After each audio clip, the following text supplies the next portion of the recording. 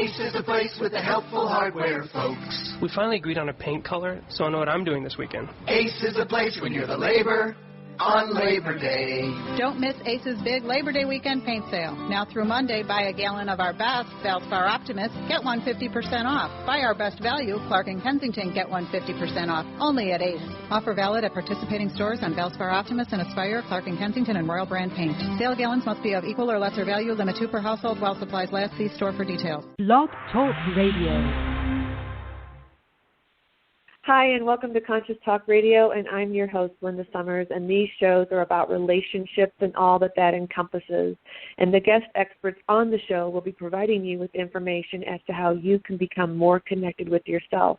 And today's topic is pain, compensations, and how to get back to neutral with Kaylin Ellis. But before we bring Kaylin on board, I'd like to give you some background information about her. Kaylin has a BA in anthropology and political science from UC Irvine, runs her dad's termite and pest control business as well. She was a homeschool teacher, and one day she decided massage school might be interesting. She always found the body fascinating. She ended up attending the International Professional School of Bodywork and left with an associate degree in holistic health. Kaylin heard about NKT, which is neurokinetic therapy, in 2014, and as soon as she was introduced to it, she was hooked. That began her journey down the path of learning about motor control and how to understand and reprogram the nervous system. Being involved with NKT has given her opportunities to travel nationally and internationally, assisting and teaching all three levels. Now she owns her own business, Kaylin Ellis Therapeutics, in downtown Carlsbad. And with that, I'd love to welcome Kaylin to the show. Hey, Kaylin. Hi. How are you? I'm good. How are you? I'm doing really good, thank you. I'm glad to have you on here. I've been wanting to have you on here for a while now because I really love what you do. It has helped me tremendously. And how we met was just, the synchronicities are amazing. The universe is just amazing how it puts people together. And, I myself, and I just want to let anybody out there listening, and that's going to be tuning in later, if you don't know or haven't experienced this is something that you truly want to experience. And the reason I say that is because for years I have, as I was telling Kaylin, when I went to her because of, I think it was my back, Kaylin? Yeah, it was my back, the left shoulder. Yep, and I think your my left shoulder knees. and left side of your back. Yeah. Yeah, there was a lot of stuff going on, and then come to find out, I was doing things like there's certain parts of our body, which Kaylin will be talking about, that are mobile, some are stable, and if we're not moving those parts of our body properly, that our body's like, okay, this is not moving, here we have to go over here, and we have to, substitute, and we have to compensate here. And so it will just learn to do, using other parts of your body that are really not supposed to be used for that, but the body has to somehow make you walk and sit and do all the things that we normally do every day that we don't really think about. But when we keep those pain and that pain there, and we don't really get to the origin of it and finding out how the body is communicating with all of that, which is I've been finding all this out, and it has tremendously helped me on so many levels. Like I would never have thought just the eyes or, the head or any of that. Oh, like it's all interconnected, and you just don't think about it. And if you keep doing the same thing, that's why injuries actually happen. And I'm dealing with an injury now that I'll be seeing Kaylin with, I'm seeing her once a month. Like I said, it's just, tremendously have changed my life. So I can't thank you enough and continue to thank you for really what you do. And it really is helping people to reprogram, to become educated about their body and really what is happening, because, we look at people that are young and that are having all these, injuries of muscles and, or even older elderly people that are having hip replacements or knees. None of that should be happening. And this is the reason why. It's because all the stuff that their body has been compensating for years that we don't even think about because of our sitting all day at the office or things like that. So I'm excited for you to share with us and some exercises, some tips, and how the motor control and the reprogramming and all that is just going to really make a difference for everybody. So, thank you. Yeah, I'm really excited to talk about that because unfortunately, I think that of all the things that we learn going through our lives, one thing that we don't really learn about is our own body. And I'm hoping that's one of my goals is to change that and to try to have more education at a young age about how our body works. We learn about so many things, and a lot of people that come to see me, they don't know basic things about how the body works, and I didn't really either until I got into this type of work. And when you start to learn about it and when you experience things, it makes so much sense. But it's not just intuitive. A lot of things about our body and the way they work are kind of counterintuitive. Like things that we just want to stretch. A lot of times we're stretching things. We feel like we want to stretch something that's already stretched out to the max. So that's what's really helpful about getting assessed and evaluated by somebody who is able to check motor control and actually check to see how things are communicating with the brain. And that's what I do. That's what basically what neurokinetic therapy is about. It's about motor control, which is how our brain talks to our muscles, and more than our muscles, how it creates movement patterns. I don't know if anybody, I've a lot of my friends right now are having babies, so I'm around babies all the time, and it's fascinating to watch them when they're in the phase where they're kind of learning how to walk, because they try to do something and they fall back down, but then as soon as they keep trying and they keep trying, and every time they fall down, that lights up the motor control center in the brain, which is in the cerebellum, for an opportunity to say, okay, wait a minute, that wasn't right. How can I get this right? And as soon as they actually stand up and take a couple steps and get that right, the brain and the nervous system says, aha, that's how it does it. And the more you do that and reinforce it, then that becomes ingrained as a pattern that just your brain accesses automatically, and you don't even have to think about it. And when we go through our early stages of life through development, our brain is figuring out how to stabilize our core and how to move our limbs and how to stabilize ourselves while we walk and then eventually run and do more complex movements. So what I do with people is I bring people's bodies back to that point of where everything is neutral and we can rebuild upon that again. I'm really big on having a solid foundation. I like to give analogies. This isn't going to be the first analogy I give, just to warn you. You know this, Beth. I love analogies. So what I like to tell people is that if you're building a house, you have to start with a foundation. You have to have a solid foundation. And if something happens as you're pouring the slab or whatever you're doing and it cracks or you're not on a level surface, everything you build on top of that is going to be compromised. It might still work for a period of time, but it's not working to maximum efficiency. And on the spectrum of efficiency, the more you deviate away from maximum efficiency, the harder other things in your bodies have to work. Your joints, your ligaments, your muscles, and that requires a lot more energy for something to work harder when it could just do something in a really simple way if all the parts are working together. So I think that even just getting people to understand that I'm on a mission to have people understand that that's how our bodies work. And I know we get caught up with all of these fancy new things to try and 5-minute abs. And wait, no, not 5-minute abs, 3-minute abs. Unfortunately, I think that takes us away from realizing we have to build things up, and nothing really is a quick fix if we want it to last. Anyone that's ever tried dieting can probably relate to that. You can lose a lot of weight really fast, but you can't just go back to doing things how you used to do them because it's just going to come back. It's just a matter of time. So I think that there's a paradigm shift in having people realize that things over decades even, or weeks, months, however long it took for compensation to kick in, that has to be reversed back. Sometimes it's a faster process than others, but it's a process. It's not just ignoring what the underlying issue is and just making something feel better. And that's definitely not what I do, and people are sometimes confused by that because that's what a lot of people are used to, but with the explanation and the understanding of, okay, this is how it's supposed to work, let's get it back to where things are working how they should, and then everything else just stops hurting, then it's okay, yeah, that makes sense. So that's my goal, is more of I I don't think that healing is done to the body, but I think that some people are looking for that, for something to just be done to them or to be fixed.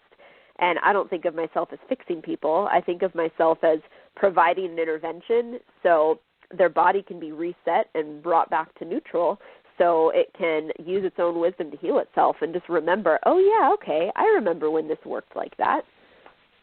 And that's the nervous system actually really quickly adapts if you give it a better option. It's because it does what it knows how. And it's pretty amazing that it's able to, sometimes I see people and the injuries and the trauma that they've had to their body, and they walk through my door, and I just think, wow, this is amazing. After all this has happened to you, that you're still able to walk through the door. Yes.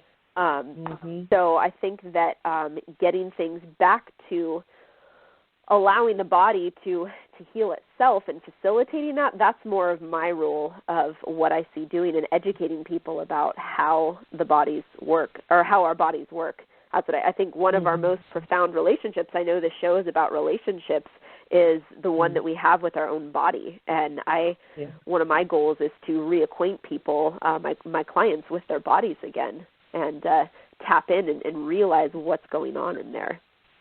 And I know that you mentioned pain and having pain and injuries, and what I like to tell people is that when we actually have pain, something has already been not working to maximum efficiency for that to happen.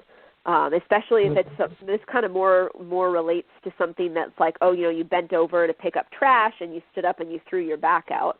Well, that just doesn't come out of nowhere. That means that just because you felt the pain right then, that didn't happen because of that. That was the last straw, but there were other things going on that finally led up to the bending over and tying your shoe or picking up trash that should be relatively innocuous to throwing out your back. Like, to me, people that have those kinds of injuries, something's been going on for a while, but they weren't able to listen to their body and feel or hear the signs of something that wasn't quite right. And that's another thing, too, that I like to promote, the idea that just because something doesn't hurt doesn't mean that it's working efficiently.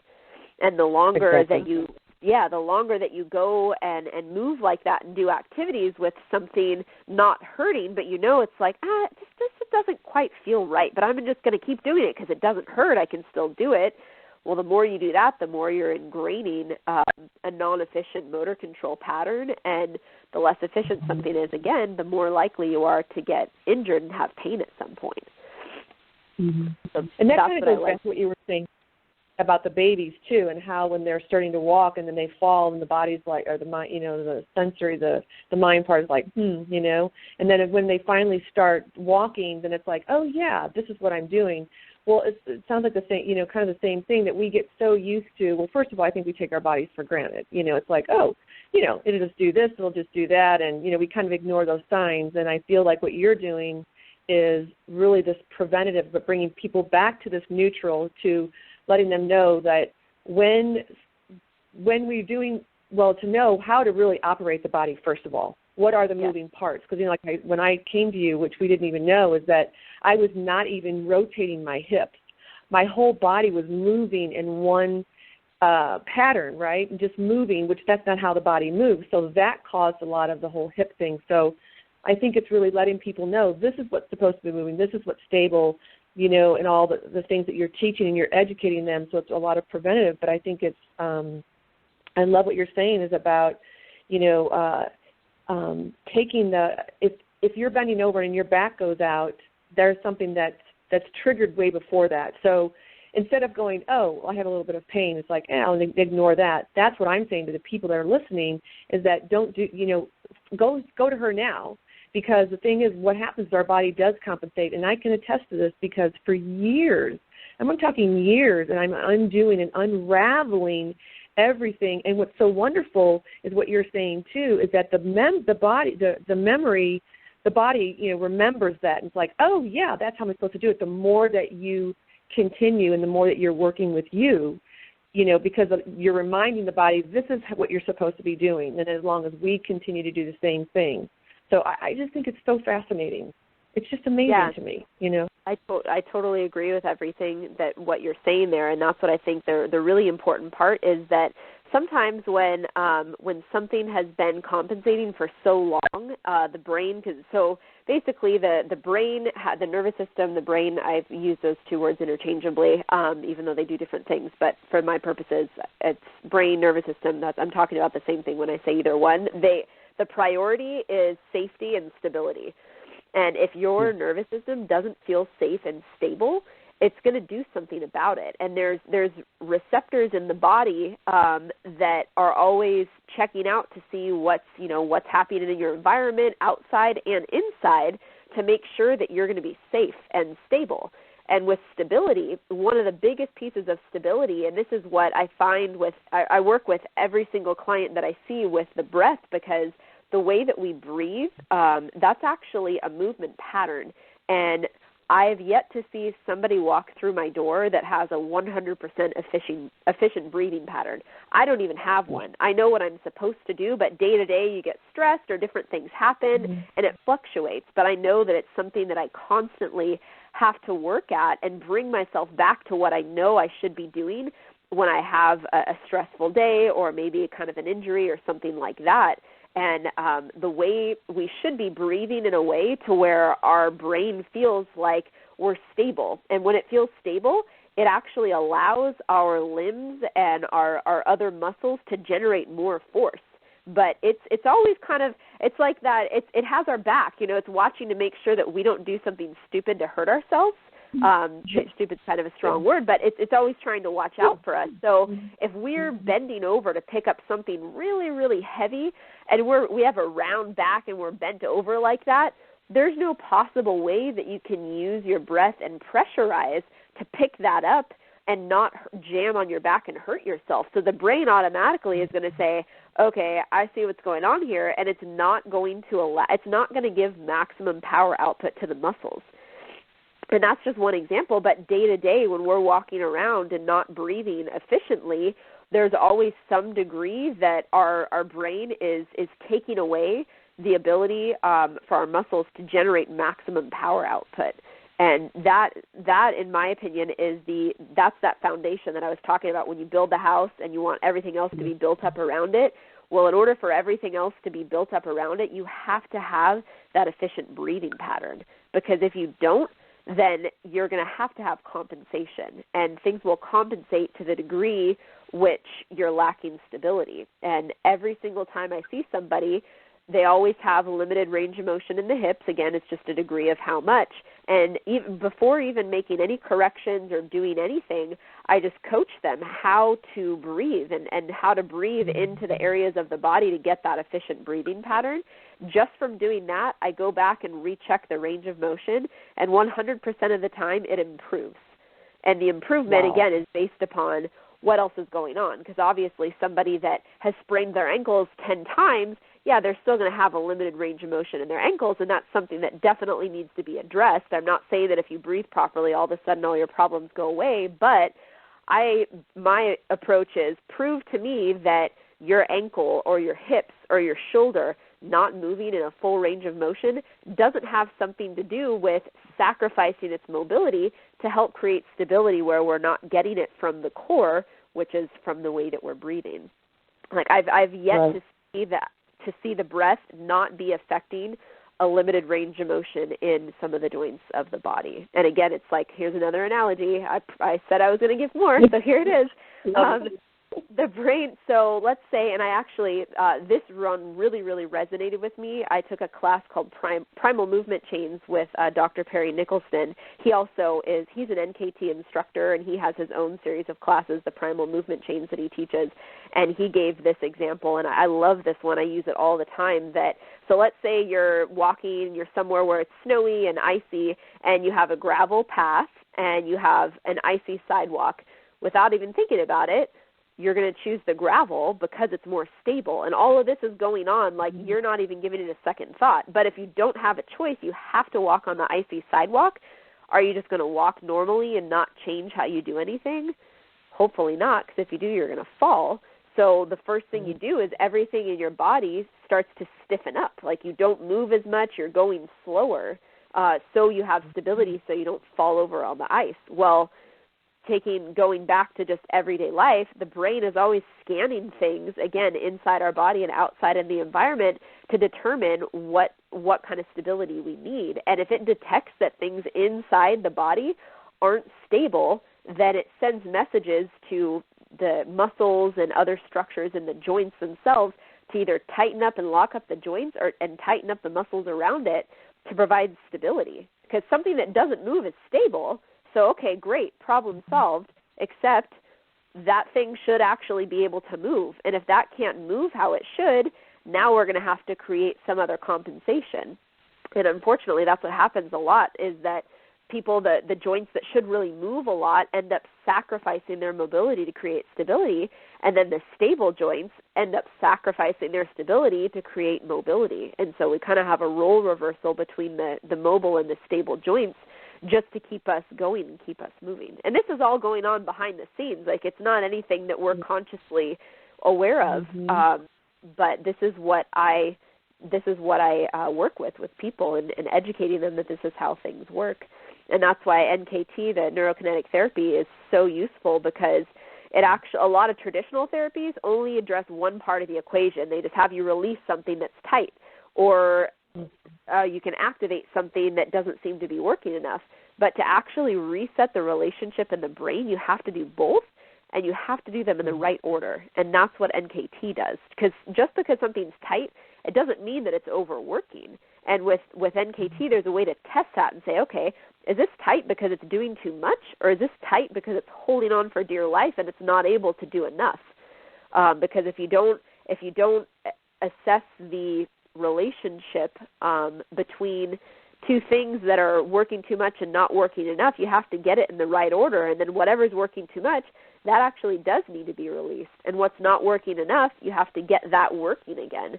But doing it in that order is what actually resets the relationship and creates a long-term change in the body. And so NKT is great. Like you mentioned in the introduction, it's given me so many opportunities to travel around the world and help teach and bring it to all kinds of different practitioners. There's doctors who use it, chiropractors, acupuncturists, personal trainers, Pilates instructors.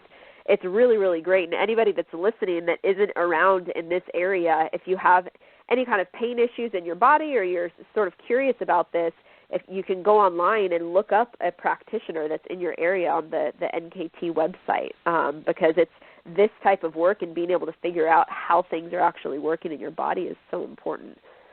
And another aspect to it is I recently undertook a whole other level of training, neurological training called PDTR. It stands for proprioceptive deep tendon reflex. And this actually works specifically with the sensory receptor system. And what that means is your brain, like in order for you to understand or be able to differentiate between somebody lightly kind of touching you or punching you, there's receptors under the skin that relay that type of information to the brain. And without getting into too much detail, 75% of the information, like flow-wise, is going to the brain. So 75% is coming from the sensory receptor system going into the brain. Only 25% is motor output that the brain is sending out to tell the body what to do about the information that it's getting. And that goes to muscles, to glands, to different things. So then the body is doing, is taking action based on what information it's receiving. Well, sometimes the brain is actually receiving bad information. And this is a big part of why something that happened when you were a kid and twisted your ankle or something like that, or burned yourself, that can still be affecting you later in life, because for whatever reason, those receptors, even though you're not burned anymore, you're fine, you're healed, they stay activated, and they're still sending a message to your brain that that stimulus is happening. And your brain can still continue to react to that stimulus by sending output to tell the tissues and the joints and other things to respond to it. And that's a big problem, because if your brain is acting on information that's bad information, that are things that aren't even happening, you have all of this compensation that is basically all for something it's just a receptor that just needs to be turned off and deactivated. And that's what this system deals specifically with, certain types of receptors, to get them to find out whether or not they're overactive and sending bad information to the brain, and it basically reprograms it so those messages are no longer getting sent when they don't need to be getting sent. And that's incredible. That's a big deal. So, you were talking about the receptors and and the core strength and how the breath work is really important as well. What can we do to keep our bodies functionally optimally?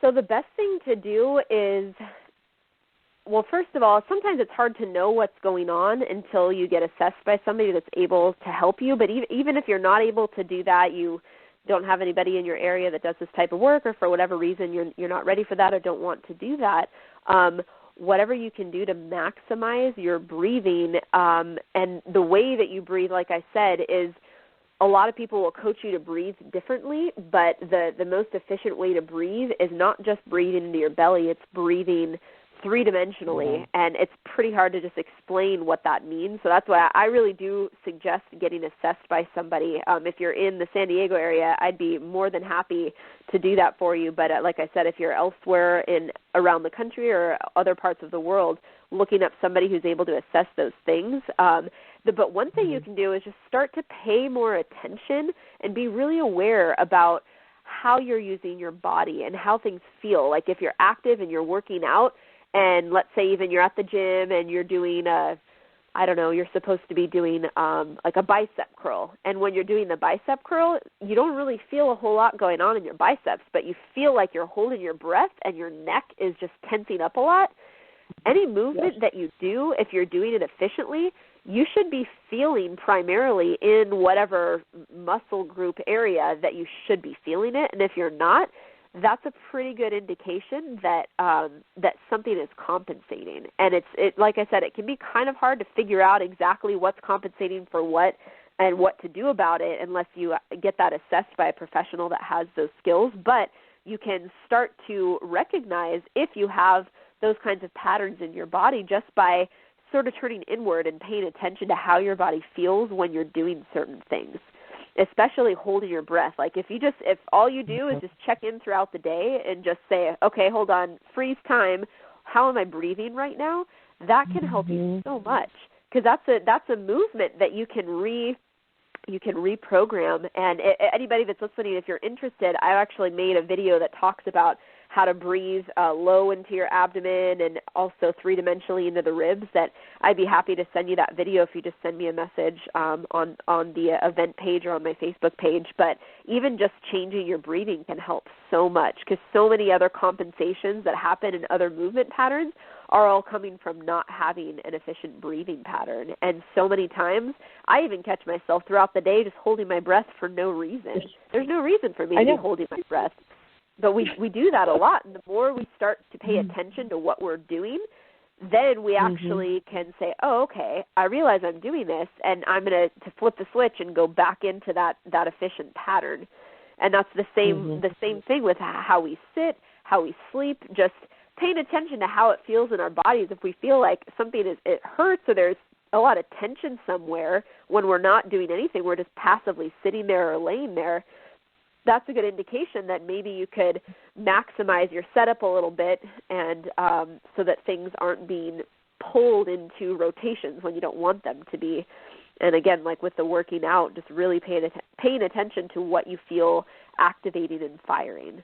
And then if you feel like, this doesn't really feel quite right, even if it doesn't hurt, that's a good indication to seek somebody out in your area that does this type of work that can exactly tell you, okay, yeah, this isn't working as much, this is compensating for it, reset the relationship, and then you have specific releases and activations to keep that going and to switch that over into long-term, just your autopilot, how you automatically do things. But it just takes a little bit of work to get it there.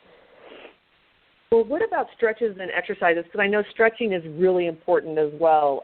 Especially, you've taught me a few things before I go to the gym and before I'm going to be doing anything to kind of prepare the body so it knows what it's working. Can you give us a little bit on that, because we're coming to the end? But and again, it's hard for me to give specific. I don't like to give specific stretches to somebody when I don't know what's going on, because most of the time there's things that are good for people to do, but there could be something going on with somebody that maybe they have an issue with their back or whatever, so a stretch that's usually good for everybody is the worst possible thing for them.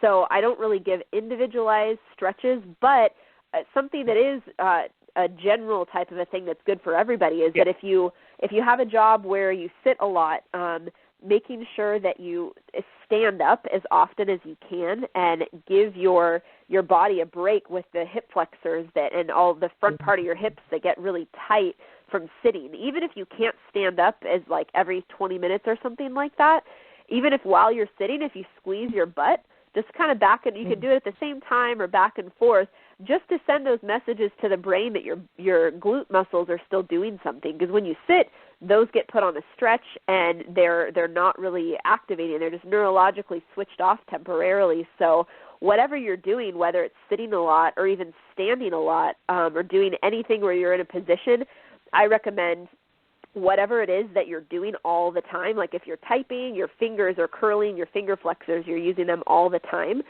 Try to do the opposite thing just to counterbalance that. So every now and then just take your fingers, pull them back towards your wrist just to open up and reactivate your extensor since you're flexing all the time. So try to just do the opposite of what you do all of the time to keep from neurological compensation patterns actually setting in and becoming hardwired.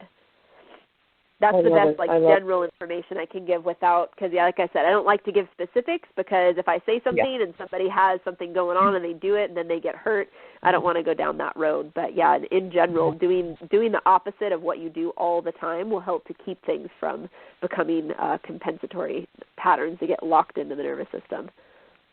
I love it. I love it. Well, thank you so much for being on the show. I mean, it was just amazing. And for anybody, again, listening and the ones that will be tuning in afterwards, if you live in the San Diego area, in California here, San Diego, you got to definitely check out Kaylin because I'm telling you, she is really amazing. I like I said, I've had so many great results with you and just in my body, being able to move more, and just being able to do the things that I can do, with the help of you. So I really, really appreciate it. And we really, really appreciate having you on the show. So thank you again so much.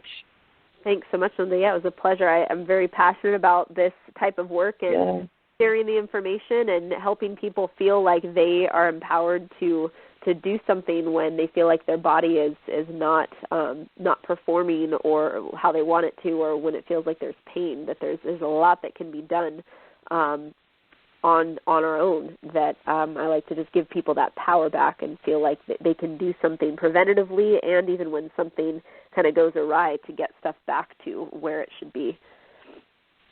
Yeah, definitely. Now, do you have any offers, or do you have any special, like any kind of classes coming up? Because we're going to have all your information on the video as well. But if you can also give them your website, because that will be also on the video as well, and your Facebook page, so if they want to connect with you to get that video on breathing, that would be great too. But do you have anything that's coming up, or? Yeah, I have. I'm happy to do, like, if people that hear, if you mention the radio show that you heard about me through the radio show, if you either call me or email me, and like you said, all that information will be posted. But if you contact me and let me know about the radio show, then I'll give you a promotion and give my first visit will have a discounted rate, and I'll talk to you more about that when you contact me. And I'd be happy even to just have you come in and do a free 15-minute assessment evaluation just to have you see in person what this really is, and to have me assess a few things and let you know if there's something that going on in the body that you can actually have worked on. And I'd be happy to do that if you just mention the radio show. Awesome. Well, thank you again, Kaylin, so much. And we want to thank all the listeners out there who joined us today and the ones who will be joining us via YouTube. We really thank you so much. Please don't forget to follow, subscribe, comment, and like us.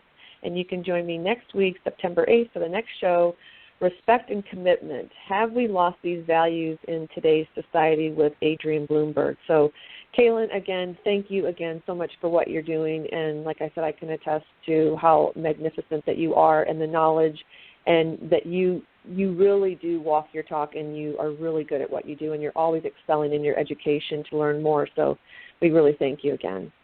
Thanks, Linda. You're welcome. And we'll see you guys next week. Thank you. Bye.